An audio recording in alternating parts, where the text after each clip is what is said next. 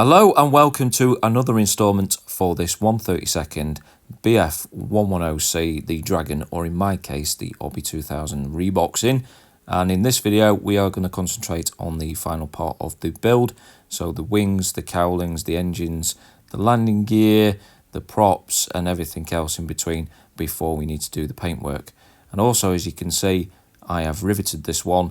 The kit doesn't come riveted, so I've done it with the MDC riveter. Yes, I know, don't complain. I've done it with this. I must be a sadist, I know. I know these rows are the riveter ones, but to be honest, I think it just looks a lot better with it being 32nd, and there is a lot of rivets on there, and it is more accurate as well. So anybody that says, I think you'll find that it's not accurate, well, this one is actually, so yeah. Now, I've not put any of the lumps and bumps, so no antenna, no DF loop or anything like that. So to be honest with you, I'm going to leave them off until after the paintwork. So with that, we might as well crack on. So the first steps, what I'm going to be doing is putting the wings together and the cowlings and everything like that, putting the props together, and then obviously being an aircraft, you've got the other side to do, and then also putting the engine together and the oil cooler and everything like that, which is quite straightforward and shouldn't be a problem. The next step, what I'm going to focus on is putting the landing gear together, and this area at the bottom is quite complicated, and we'll come back to that in a tad. So moving on to the gear, as I said, and you haven't got a lot of parts to go on here, to be honest with you. They are quite straightforward, but the first three parts are handed, as you can see there, so just make sure you're putting the right ones on. So this first one is either F30, F29, and then the next one I'm just tacking on because it's just easier for the next part, to be honest with you. This is F32 or 31, and to be honest with you, like I said, just make sure you put that on for the next one to align to. Again, I'm tacking these three areas for this next one, which is F14 or F13, and again, you've got two little notches there, as you can see, and they align to those areas on the first part that we put on. And then the next thing to fit is the torque scissors, which again is F1, and it's not handed, this one. There is a straight orientation pin system, so you've got a small and a large, and it is just a straight fit, as you can see there, not a problem. Now the next thing to do is to put this triangular part onto a handed bar, which again only fits one side. So staying with landing gear, the version that I am doing has a larger rear wheel. So this means that I've got to use this setup, which unfortunately comes with this rear scissor link, which I need to remove because it's not actually on the aircraft that I'm doing. So anyway, I've cut that off, and now I'm just profiling. So again, I'm going to leave you with me doing this, and I will see you in a bit.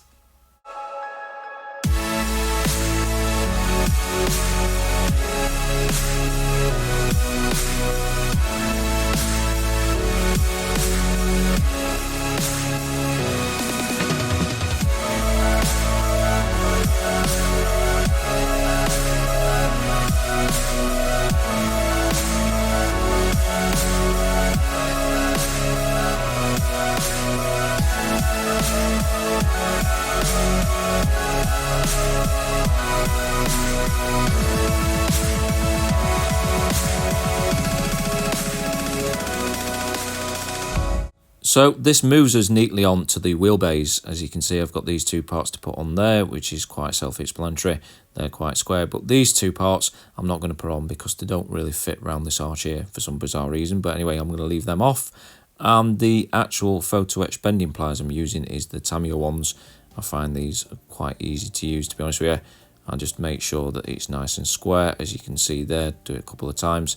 And the other side, I kind of get it in one sitting, which is very nice, but quite easy to do. However, when I come to fit the part, I've got these two bars, one on one side and one on the other side in the way. It doesn't tell you in the instructions to remove it, so I need to do that. And I'm going to do that with the trumpeter scraping tool. This is, I think, the 5 or the 7mm wide scraper tool. I remove it as I wanna. I do the other side. I've not videoed the other side, it's just the same on this side as well. And I need to remove it completely. And then when I do, I put some super glue on the back. I only put super glue on this area because I want to have a bit of a wiggle room for the sides. And then I apply the part onto there, as you can see, then push down. Didn't put a lot of super glue on there, to be honest with you, because I don't want it to be a solid fit, just a tack fit. And as well, what I do is I put some super glue on one side very quickly, and then I grab my tweezers and then just push it down. Same on the other side as well. There is a bit of a recess, as you can see, it folds in, and I do that a bit later with a round toothpick and just push it in. So the next bit for the photo etched for the wheel bay is this rounder shape, and as you can see, I'm using the scrape I used earlier just to form it onto my finger. It's just easier to do it that way, and I just try and test fit and keep test fitting. So this is the first part in this video that I'm going to say cheerio, see you in a bit.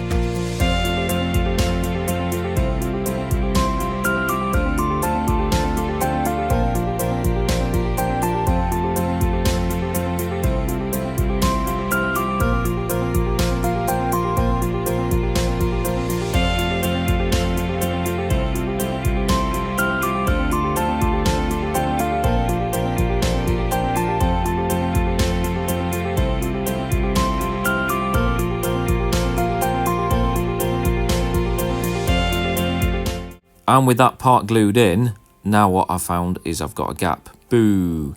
So what I use is a smaller trumpeter scraping tool, or any round metal object should be fine, just to knead it into that area there and reduce that gap. I've not applied super glue because the photo etch should stay in place and should stay where it is. So the next thing to do is to put the wheel bay in. These 4 pins which locate it very nice. The only downside is you've got a bit of a gap at the top, which I'll show you in a second, as you can see there. But if you push it in and reduce it, it should be fine. And the other thing is the wing's slightly warped, so it kind of pushes everything out. So just make sure it sits in there very nicely. Now the next thing to do is to put this bar in here, and as you can see, I'm putting it in afterwards. It's just easier to locate, and it pushes in quite nicely. So with the gear bay in, next it's to do these fillets. They do fit really well, but the only downside is the instructions are a bit crap, so make sure you put them in the right orientation. Next up is to put the landing gear in, so I'm going to scarper. See you in a bit.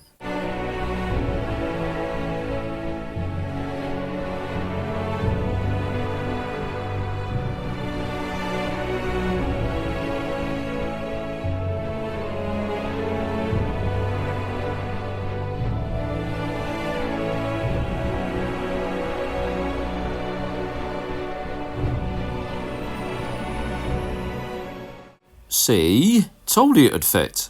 Wasn't worried one bit. Anyway, so moving on, this bar system here, make sure when it glues onto the landing gear, it goes out towards the wing that way. Now, the next thing that I found is this part here. Now, when you put the actual radiator, whatever it is down there, and also just make sure that, yeah, you clean those areas up. Bit flashy, to be honest with you. So when you put this part on top of the radiator, there's a bit of a gap. I know it's not a big of an issue, but we need to get rid of it. And the first thing I need to do, which I've done this one, is put some plastic card on the top of there, 0.5mm, using some vernier calipers just to measure it. Don't need to show you how to cut it out, to be honest with you. And I've already put some glue on there, and I'm just sticking it down, using the back of the blade just to make sure it sits flush at the front of the radiator, and that is as much as that. Next thing to do is this area here. So the landing gear light, need to put this filter on, that's not much of a problem. but it's the landing gear light problem that I need to sort out. Now I put some plastic card on the side and then to do the same on the other one. And as you saw just before I put that on there, there was a bit of gap, and now when I've put this on there, there's no gap anymore. So the first thing I need to do is put some tape on there and cut round. So I'm going to leave you with me cutting round some tape. See you in a bit.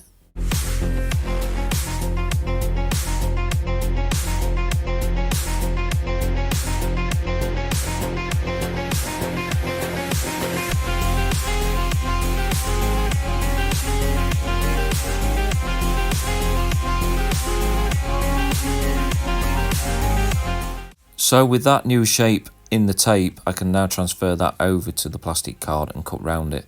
I'm not going to show you how to cut round it, self-explanatory. Now, two things, I've done it one, too long and too wide for the actual gap itself and for the fit to the fuselage.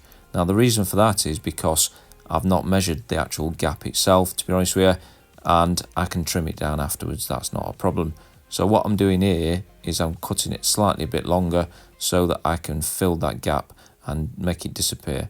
And then what I did, I profiled the shape to conform to the part, as you can see there, so it's kind of near enough right to what I need it to be. And then what I did, I applied Tamiya glue to the surface and then pushed it in there. It doesn't need to be completely perfect, but it's not too bad. And then, as you can see, when I align it up to the wing, it is slightly too big. So in a second, I'll show you that I've trimmed it down, which is right here, right now. And I've just trimmed it down, as you can see there. And with that area covered, as you can see, when you glue the wings together, you'll notice there's a bit of a step when the landing gear light goes in. Now what I've done is I've cut a bit of plastic card, which I'm putting in there, so when I put the cover over the top, this piece of plastic card will be glued into situ. It's not going to look perfect, but it'll look good enough. And then when the lens goes in, as you can see, all I need to do is drill a hole. Now going back to the complicated bit that I mentioned earlier, so these parts here need to go onto the wing, as well as does this piece here, which is the top part there. Now the other parts, which are these sections here, need to go onto this lower part of the cowling, which is going to fit onto the engine, and which is going to fit onto this part here as a one piece that will fit onto the wing, which this part will be onto the wing, which I mentioned earlier anyway. So that is the plan, that's the attack. That's what we're going to follow. The first part to be glued on is this part here, which is going to go on the top part of the wing, and I've just put some super glue on there just to tack it in. Now the reason why I am putting all these parts in the way that I'm putting in is because many people complain about this part of the build, and I'm just trying to minimize the gaps, so I'm trying to do it a different way to the instructions. Next thing to do is to cut this tab off using the Meng side cutters. Yes, I know they're not made for this, but either way, you cut that off and you've got an easier way and a better way of making everything flush. It kind of gets in the way and steps it out. Now the other thing is, I found I'm trying to push and prod to get this in, and that if you trim this area at the back, you've got more of a chance to get it in and minimize the gaps at the back. Again, I'm trying to put it in. If you notice, I put both of my thumbs inside to spread the, what you want to call the cowling, out of the way so that I can push this part in. It goes in very nicely, very minimal amount of gaps, to be honest with you. I'll probably get that with the Tamiya glue, and it is very nice and flush, so I'll minimise that first gap. The next thing to do is to do the same on the other side.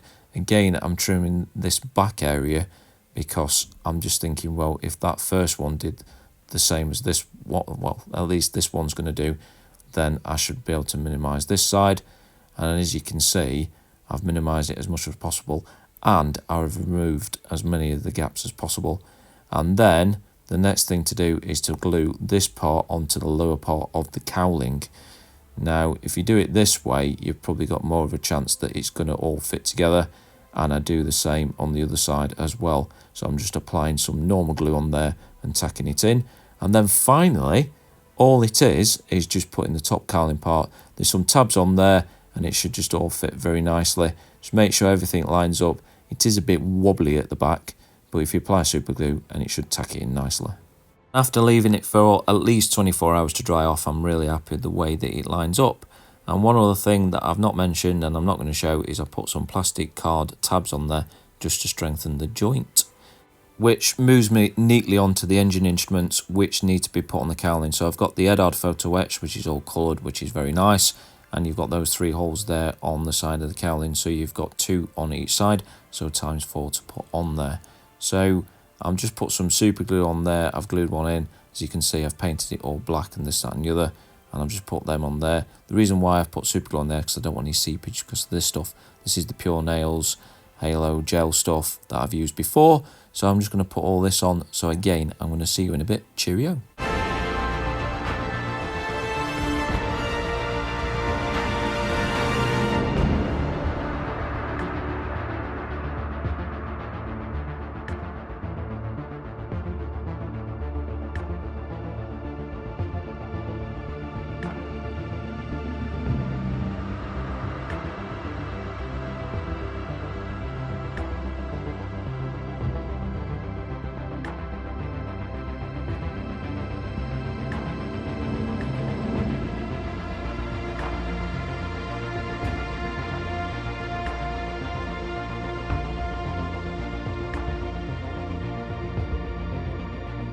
So when I've got the levels right, as you can see there with this Pure Nail stuff, it will look like that, and it will look like that when it's cured. Speaking of curing, I use these UV torch pens, very nice and very comfortable to use. I just cut it down for 2 minutes and it should look exactly as I showed you before. Now moving on to the oil cooler rad on the bottom of the engine, as you can see there. So I'm just using the 2 G3s, or J3s shall I say, to glue them onto the G17 and G20s. So if you glue them in this orientation, you've probably got more of a chance to cause less of an issue, and it is going to go together quite well, as you can see there. So this is the other part going on there, and you don't really need to worry about that seam unless you're opening up the cowling, and you will particularly see that seam, so you'll need to clean that. The other thing is, I've put the engine together. It's self-explanatory, it goes together really well, not an issue with that whatsoever. Now the next thing is, and I'm trying to figure out the orientation for this part. Now it needs to go on a particular way, and then when it goes on there, it's just a straightforward fit, and I just use some normal glue to glue it on there, so not an issue whatsoever. The next part I'm going to glue on, which is G21, is going to be glued to the cowling, as you can see in there. So if you glue it that way, it's just a lot easier to fit and paint for afterwards. And yes, I know it looks a bit drastic and it looked neat and tidy when it was painted, and I painted it black guns before you start asking. Now, the reason why I'm cutting all these parts off, because I put the engine in, test fitted the cowling round it, and it doesn't fit. Typical, I know. So I'm cutting all the parts off that I think is going to interfere with the cowling, the top and the bottom. I know it looks a bit drastic, but you're never going to see it anyway, especially when I've got all the cowlings shut and this, that and the other. So I'm happy with what I'm doing here. And yes, I cut this front part off as well. Might have cut a bit too much off, but either way, you're not going to see it. And then, yes, I don't move this fast either, but I'm putting the engine in there. You can fit it in this way if you want to so wish, and leave the front cowling off and do all the wiring. And also, if you notice that piece of plastic card that I put in there so that the cowling can fit on a lot better. But when it's on there, I think you'll find that it's not going to come off, which you can see there. And then the last thing to do is just to glue it all in, and I just go around with some Tyre extra thin and just glue it on again. Leave it for at least 24 hours before you come back to this stage, because you don't want to be ruining this part of your build. So before I crack on with the re-scribing and the riveting, I've got the props to put together. You've got ×2 obviously, and these 3 blades on each of the props, and they're all the parts that I need to put together. So the first thing to do is to remove the pins on one side of the hub. The reason being is that I found it a bit of a mismatch to go together, so to remove these it's a bit better. And also, if you sand the surface slightly on both sides, you get a better fit. Obviously you don't want to sand too much. Next thing I do is I put some normal Tamiya glue on there and just sandwich them together, sort of massage them together so it gives a bit of a beading on around the outside. Next thing I do is to put this collar on and just make sure it sits square one way and the other way, as you can see there.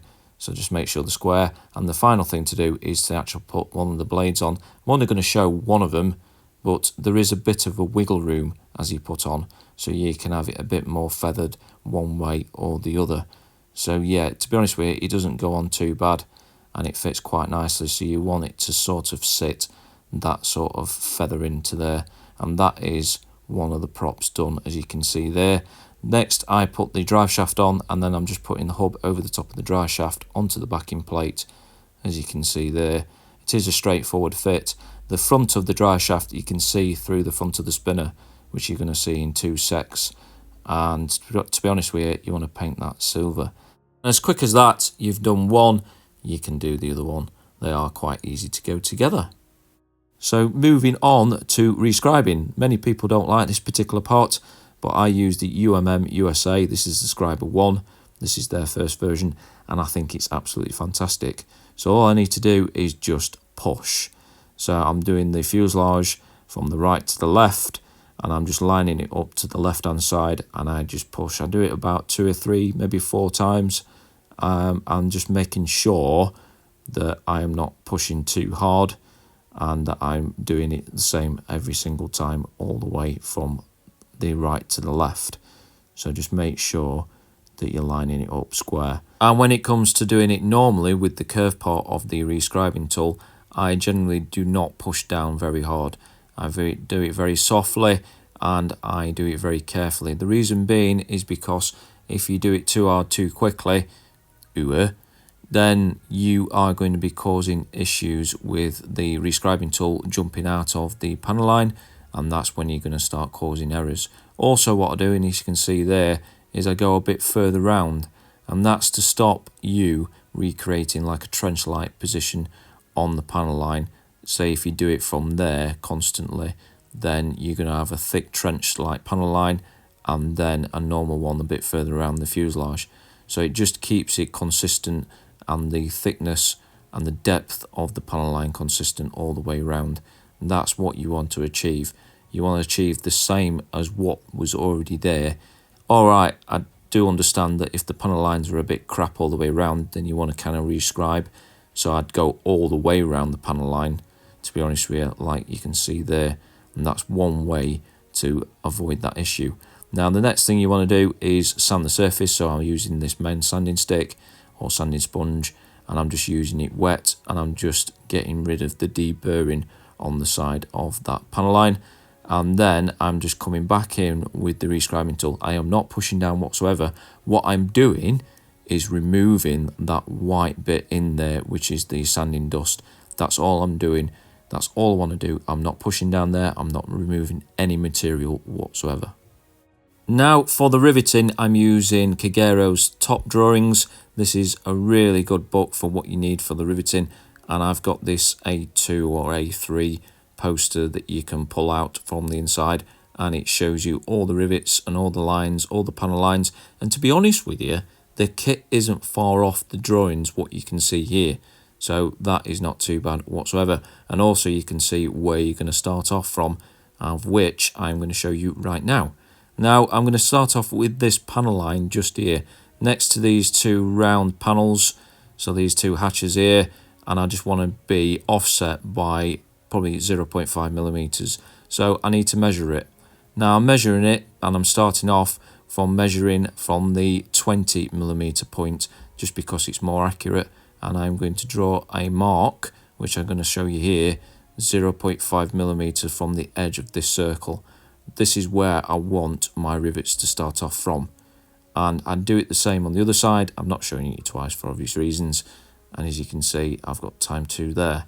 Now this is the rivet guide that I'm using. I'm using the MDC riveter, as I mentioned earlier, right at the beginning of this video, and I put some tape on there. It's just Tamiya tape, 18 millimeters, and this is the riveting tool that I'm using, and it is literally point all the way through each rivet as you're going all the way around. Now when it comes to putting the rivet guide down, just make sure it goes down perfectly. Even if you have to take it off 20, 30, 40, 50 times, align it up. What you want to do is you can align one side on, as you can see there, I'm holding with my left thumb and just holding that down, and then I'm just going to hold down with my right thumb and then just opposite on the other side, so that I can line it up really nice and get it nice and square.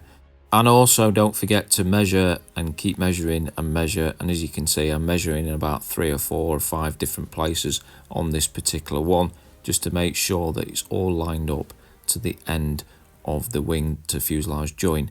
Now if it's in the wrong place, just take the tape off and reposition. And I don't want to rivet over this strengthening plate here, so I've lined it so that those 2 rivets there and there are not going to go over the top of it, so I'm going to stop before them. Next thing is to put some sponge in there into the wing so that I do not stress fracture the wing joint front and back. Now that is just for me really to stop me doing that, so I've put that in there. And now I need to crack on with the riveting. So I'm just going to show you this bit. I know it's a bit boring, but either way, what you want to do is just make sure that it goes into each notch and you do a little bit of a circle motion there. You want to push down rather than pushing up. That's important. Don't try and push up. But anyway, so that is that. So I'm going to leave you with me doing that. I'll see you in a bit.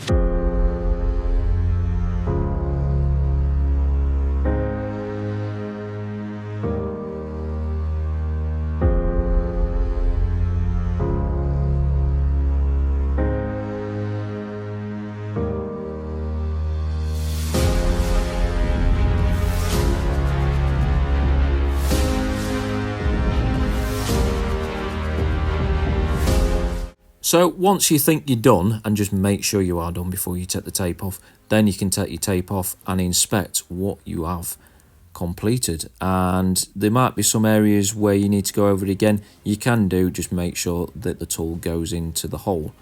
Oh dear. But anyway, so moving on to another area. So again, I want to put this rivet line in, and I'm just measuring 10mm to that panel line. And again, just make sure that the panel lines are straight before you start doing this. So again, cheerio, see you in a bit.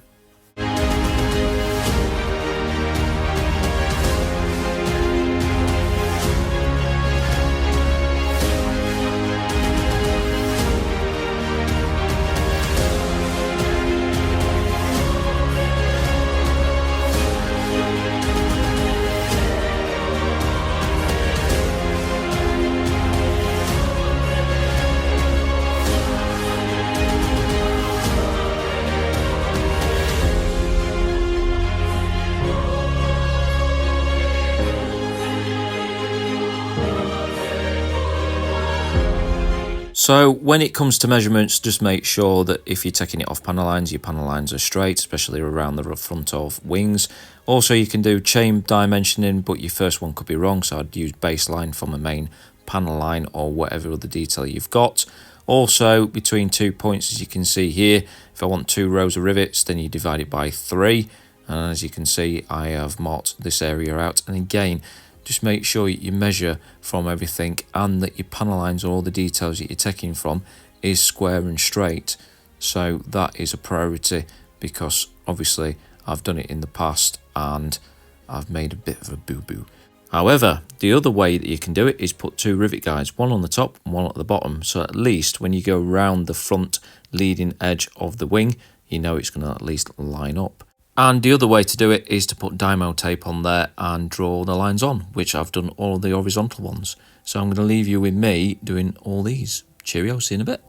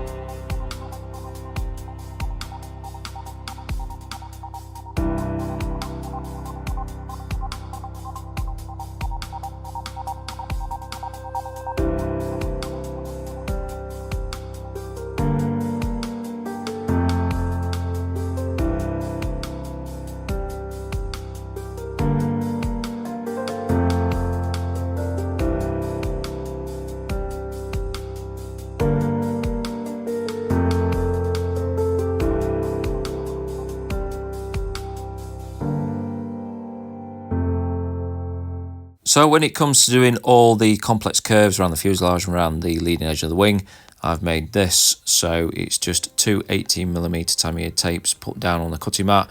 And then I put the guide over the top, stick it down with some Tyre tape, and then I trim around it. So that's what I've done. Yes, I'm a complete madman. But either way, this is one way I was thinking at least I'll be able to get somewhat close to the rest of the rivets all on the wing, and at least on the fuselage on a complex curve, and sort of line it up on the bottom and on the top of the wing. But either way, so I'm just going to leave you with me doing this and fanning about. I'm going to scarper. See you in a bit.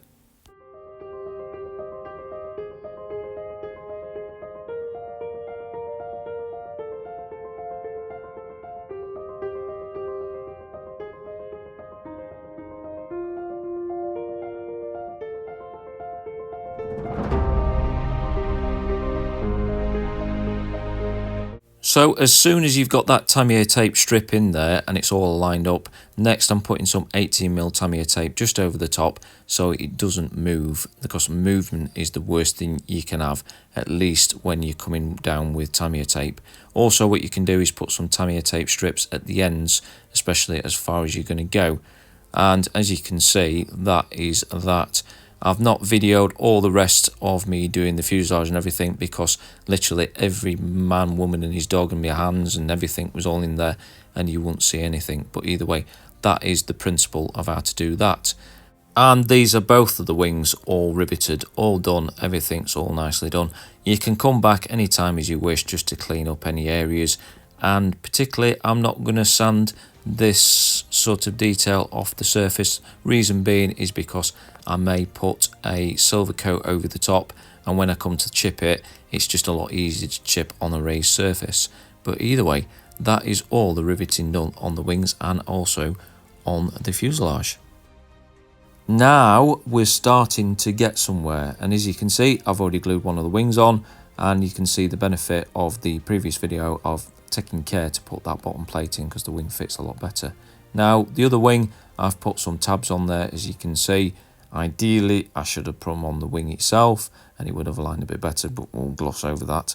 Now gluing the wing on, I've just put some super glue on there just so that it will tack into place, and I'm not waiting for about 3 weeks holding this in situ. We've all been there, I know, but ideally I want to put the glue where it's not going to sandwich out, and then it's a case of whacking the wing on, wiggle it into position, and hopefully that super glue will hold it in place.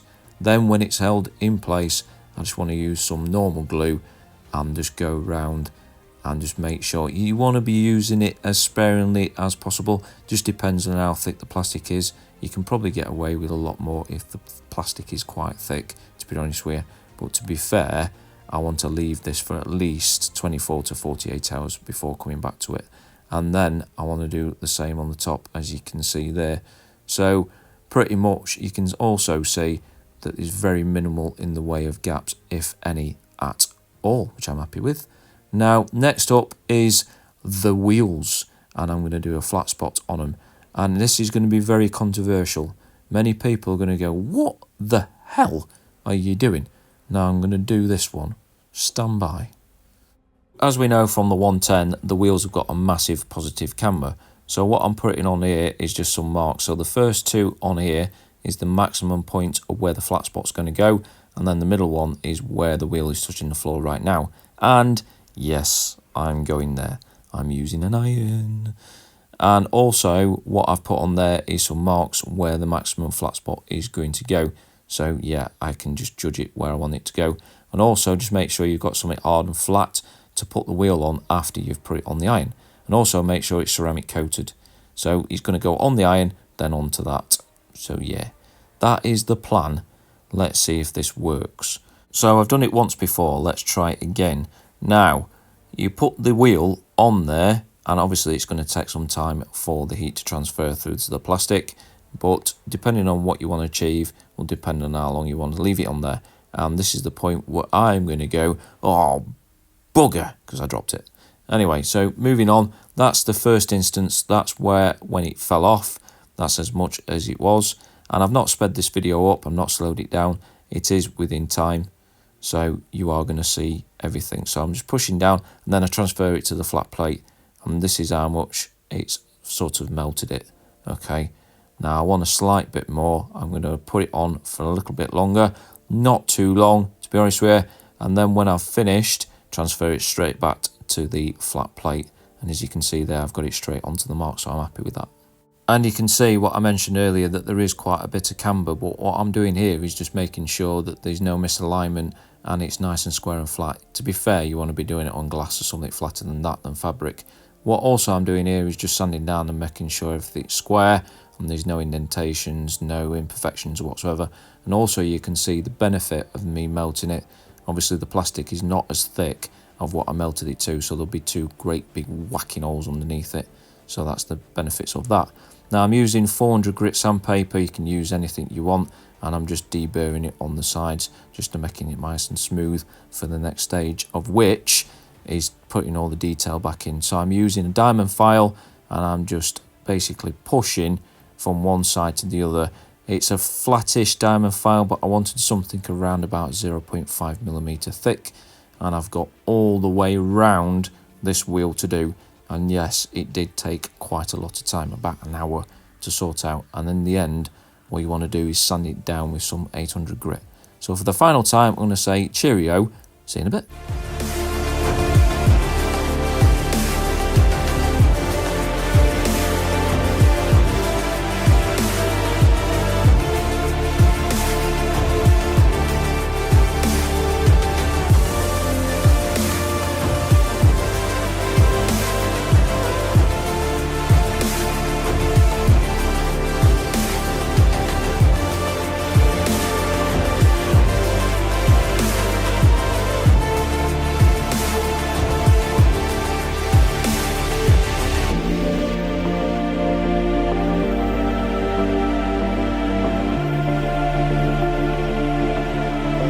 And as I mentioned earlier, you need to go around with the 800 grit, or you can do whatever grit you want, or whatever type of paper you want, or whatever, and just clean up your turd. And to be honest with you, the diamond file left a lot of scratches in there. But if you've got your way of doing it, you need to do 0.5mm for the grooves around there, and just tidy it up and just clean it up, whatever you can. So with that, I just want to say thank you so much for watching this video and all the others, and I will see you on the painting one very soon. So cheerio, see you later.